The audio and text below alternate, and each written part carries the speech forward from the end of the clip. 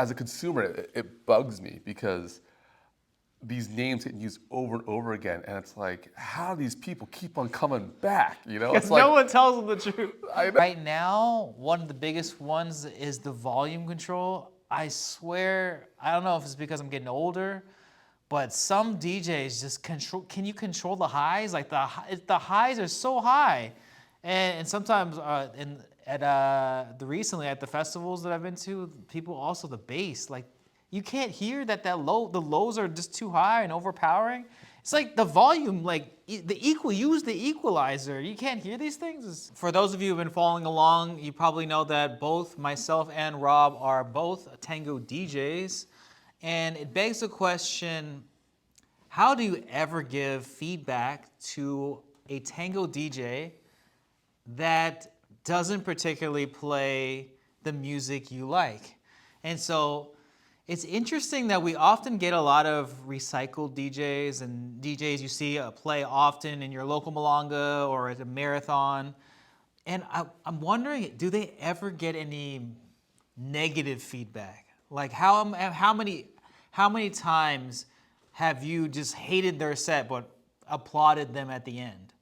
Or how many times have you, I hear all the time, it's like, I just didn't like the music last night, but yet no one ever tells the DJ that they didn't like it. And so no one ever makes adjustments because they believe they did good. Yeah, either that or sometimes they might hear one or two negative things and they're like, haters gotta hate, you know? Yeah. Because like, hey, Who are they? yeah, like 80% of the crowd likes me and 90% is good, you know? I kind of fall in that boat where sometimes I'll hear something negative from time to time and I'll just think, okay, well, I'll let it marinate a bit because it might be one or two people because I just think, hey, you can't make everybody happy as long as the majority, you know. Yeah. You try to make, my goal is you try to make 90% of the people happy. Yeah. And there's always going to be 5 or 10% that's just, no matter what you do, they just like, you didn't play enough milonga tandas, or you didn't play enough pugliese, or you didn't play enough, OTV, Canaro. It's just like you can't please everyone because there's people that like the one end of the spectrum or the other end of the spectrum. You just can't play everything. Yeah. So like I kind of think about it for a bit and I kind of table it. So I might be a victim of this critique also. But the one thing I do want to point out is especially out of town DJs, because many times I've heard out of town DJs and I think it's a terrible set. But even if you tell them, it's like they're gone. So it's like, But then they'll get invited back the next year. Like, oh, do I want to go to this again? You know. That's a good point. I mean, we talked about it in the DJ thing that lots of times people hire DJs not necessarily based on the music, but just based on the name. Yeah. The name value. And sometimes it's just like, the name pops up so many times, but no one says anything. And well, it's also in the name value and the location value.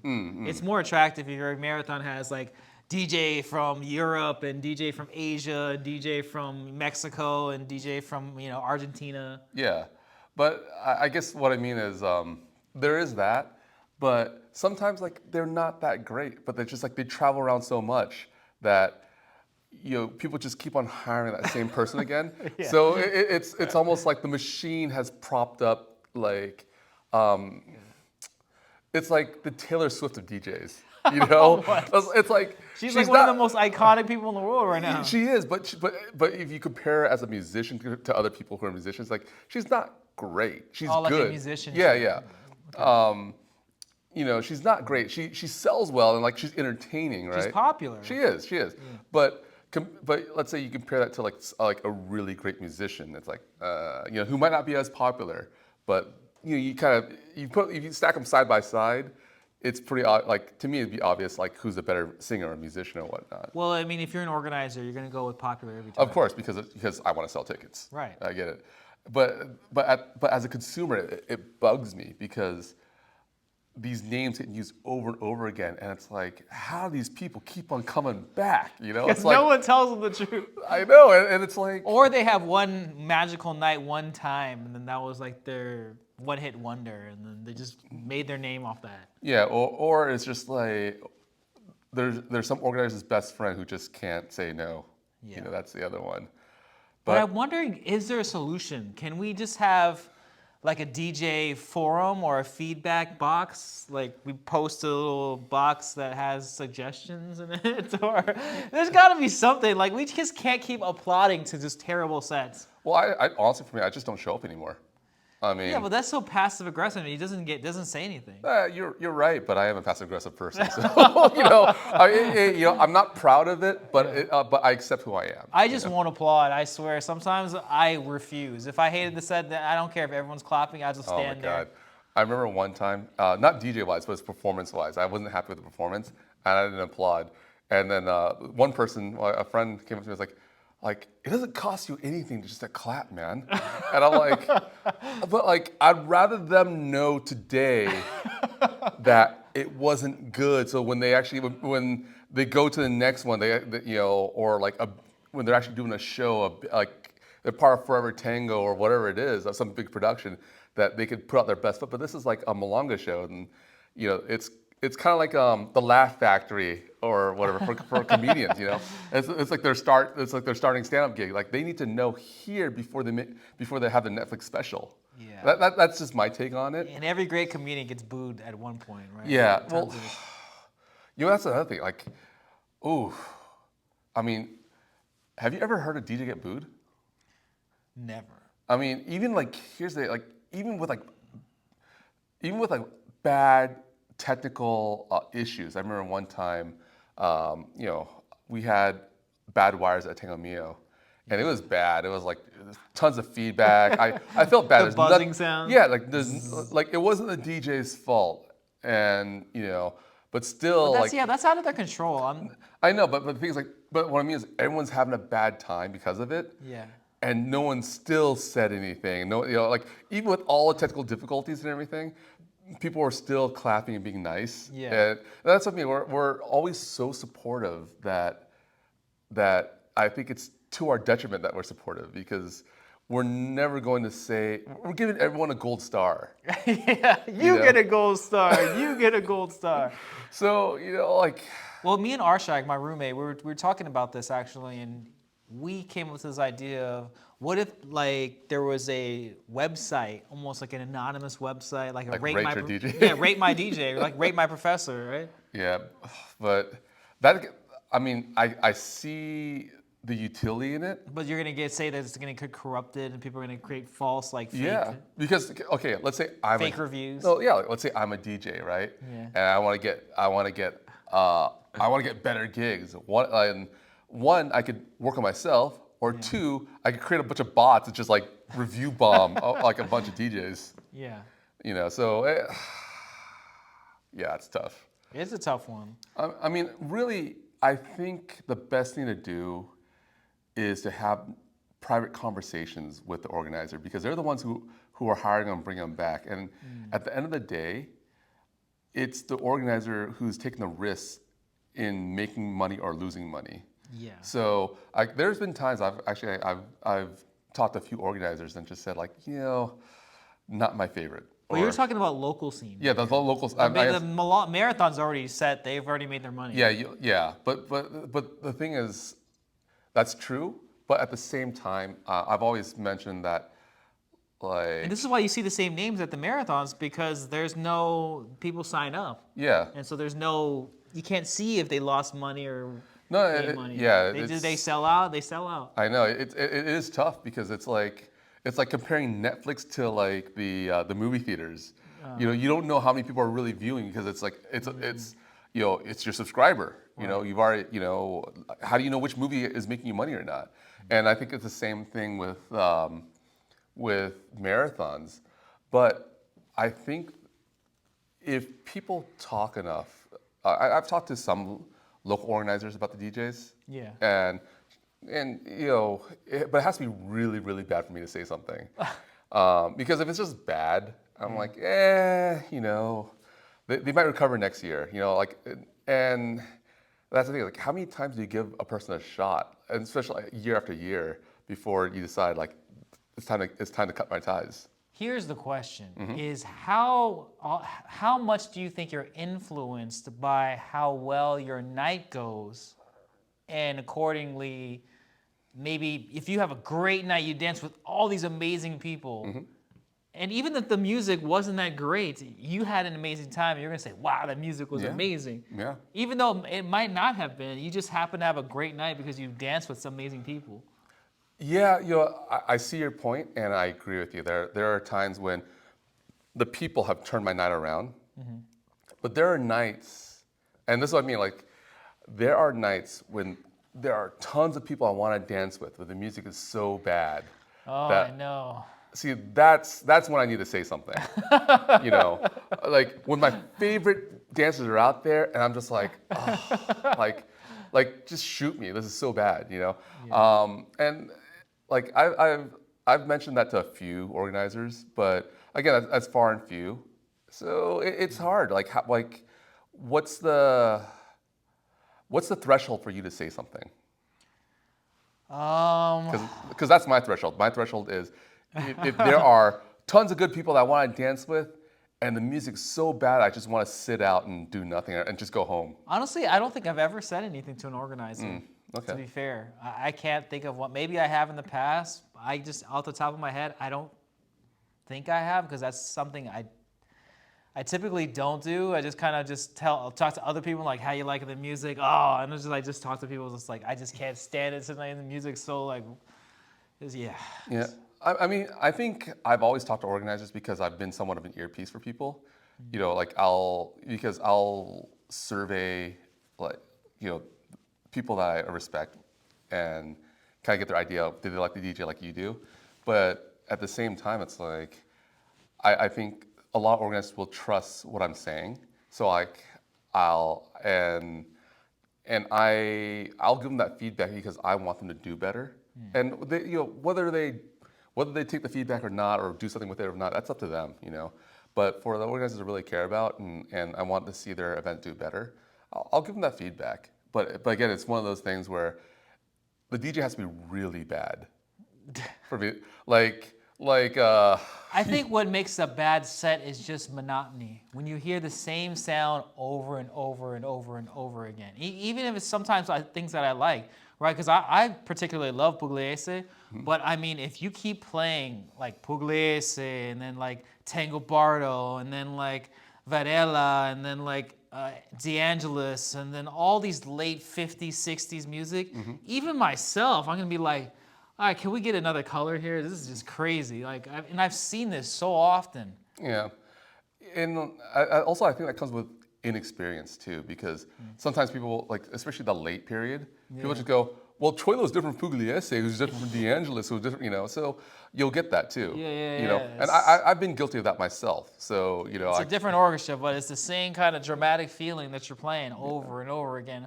I mean, to be honest, I'll take the dramatic one over the old like Canaro, everything sounds like slow tanturi, and like that one I cannot stand. I don't know where we got that. Like why?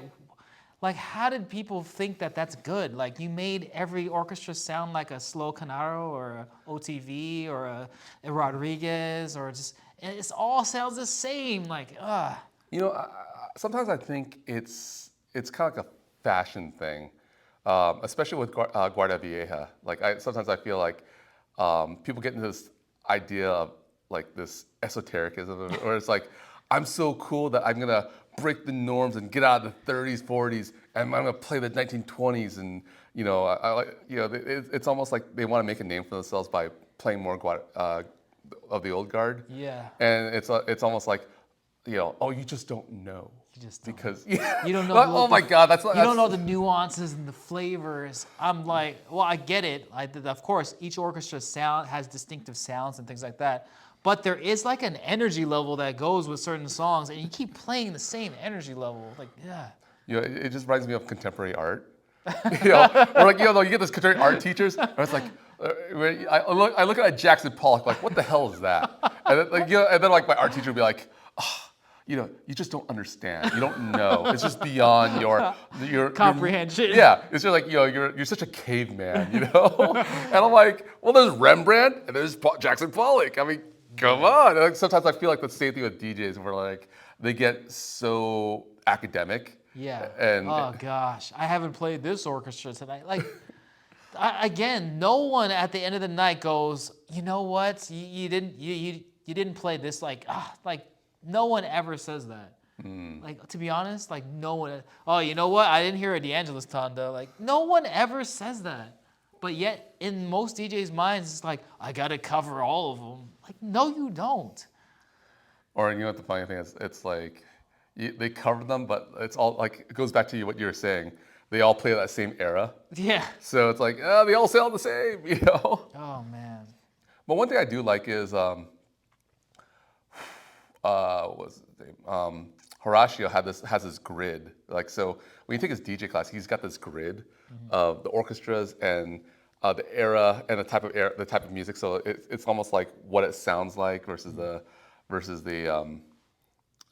orchestra. So he kind of has this grid that works really well. Yeah. So anyone who is kind of interested in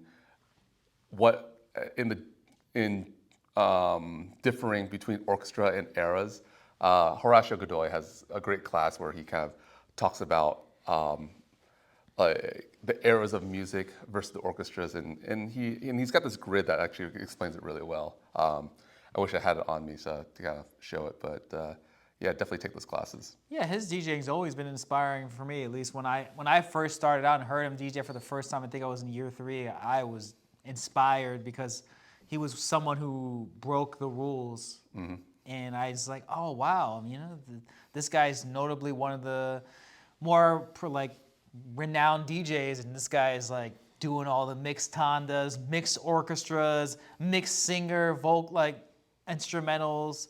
I thought these were all rules that that were you don't break. And then I see this person really do a good job of incorporating all these things, and I'm like, oh. Yeah, definitely. So here's the other thing. It's like, we talked about music, right? But then what are like the big faux pas for you, like outside of music? We talked about, like, let's say long cortinas and things like that. Like, what are other faux pas that you would say, like, just that really kill the night? That it's like an easy fix for a DJ, but they don't do it. That's a good one. I think there's a lot of nuance to that question. I would say right now, one of the biggest ones is the volume control. I swear, I don't know if it's because I'm getting older, but some DJs just can you control the highs? Like the highs are so high, and sometimes recently at the festivals that I've been to, people also the bass, like you can't hear the lows are just too high and overpowering. It's like the volume, use the equalizer. You can't hear these things. It's crazy. Well, I'll be honest with you, like sometimes for me, I can't hear them. And the reason why I can't hear them because, sometimes you need to be in the right spot to hear certain things, like in the middle of the dance floor sometimes. Because sometimes I'll walk around I'll do the perimeter walk. Yeah.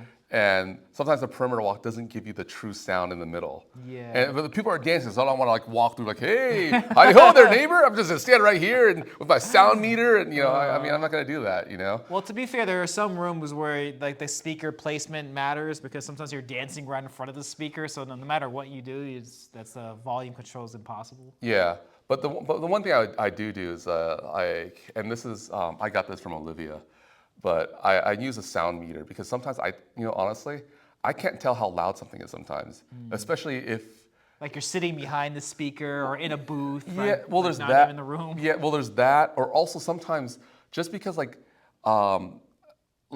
if something's really fast paced like D'Arienzo, I can't tell how loud it is because I'm like, oh, it's just fast paced. It's high energy, so I can't tell how loud it is, and sometimes I crank it up too high, compared to let's say like something like that like Calo, where it's softer. So sometimes I crank that up too high because I'm like, oh, it's softer music. It needs to be louder, and but I'm 10 decibels over because I can't hear that. I need instruments to tell me how loud it really is. The only time I really want loud is when there's a performance. Then I understand, like, yes, make the music louder. I would say more than like 80% of the DJs I've experienced don't play the music loud enough for the performance. Like, as a performer, you need to feel the music and hear the music, and it needs to overwhelm you. I can't. Why are you playing this? The volume so low? Like, it's crazy to me. Yeah, that is tough. But also at the same time, sometimes like with just regular record music, I think sometimes it gets a little too loud, and I don't know. I think now I need to start bringing like the earplugs with me just to save my ears and make Well, sure. I'm just talking about strictly for the performance. Yeah. No, I know, but sometimes that's actually kind of funny because with the performance, I always feel like there's a sound engineer there to take care of everything. So, okay, well, like. Maybe at the high-end festivals, perhaps. Yeah, obviously. Yeah. I'm just talking about your local milonga performance. Yeah. And your local DJ just doesn't play the music loud enough. Yeah. And then you see the performers like turn it up. Yeah. And also the performance, like for the dance performance, also sometimes like it's not loud enough, and you see the performer be like, Yeah, that's what I just said. Yeah. No, I thought you meant like the musical performers, not like the dance performers, not like like Chicho, like Yeah, dancing. the dancers, the dance performers. Sorry, I thought you meant like the musicians. Oh no. Yeah. No. All right. So I think we've covered. Do you think we've covered everything, or do you think there's anything else we can? Yeah, I think it's a good.